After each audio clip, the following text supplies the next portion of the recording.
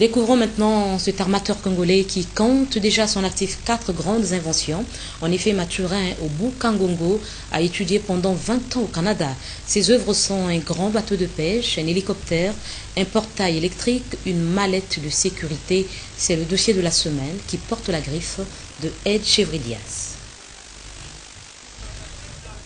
Nom et prénom, Obukangongo Mathurin, âge 40 ans, né et grandi à Brazzaville, il aura vécu 20 ans en Amérique.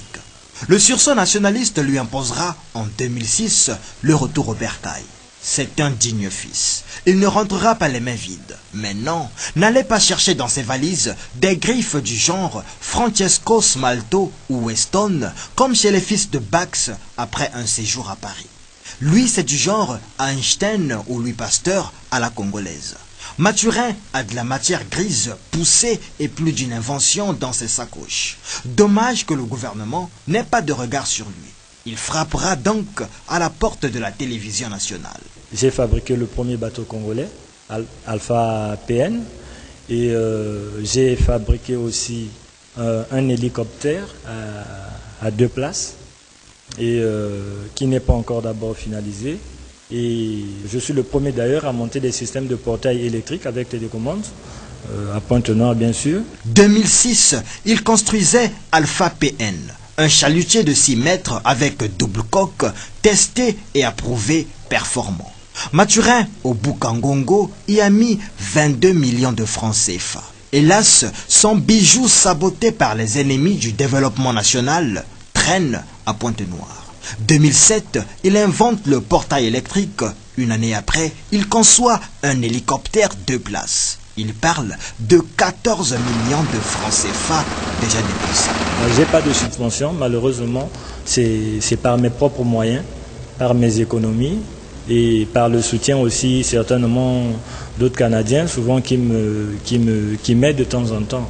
Dites-nous, peut-être que vous aurez besoin d'un certain apport de vos concitoyens, de vos compatriotes, les Congolais. Ce serait lequel?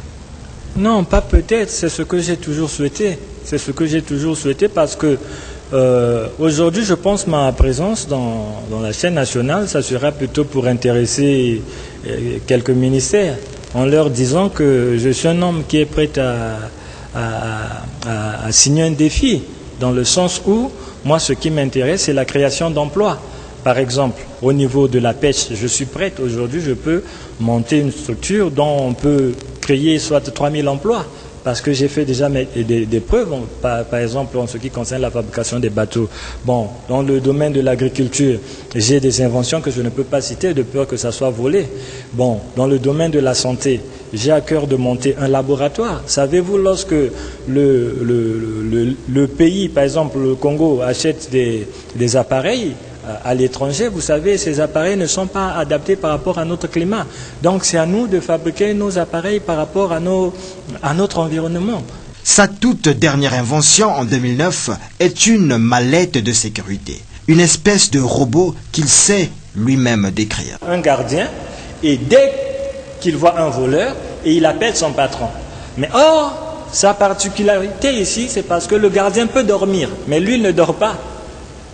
Et lui, pendant que vous êtes dans la maison, vous mettez dans la cour, vous installez le système dans la cour, dès que quelqu'un saute la clôture, dans la chambre, vous êtes au courant qu'il y a quelqu'un. Alors que le Congo s'engage dans un vaste processus d'industrialisation et de modernisation, on se demande bien comment des espèces rares comme l'inventeur congolais Mathurin Obukangongo restent incognito.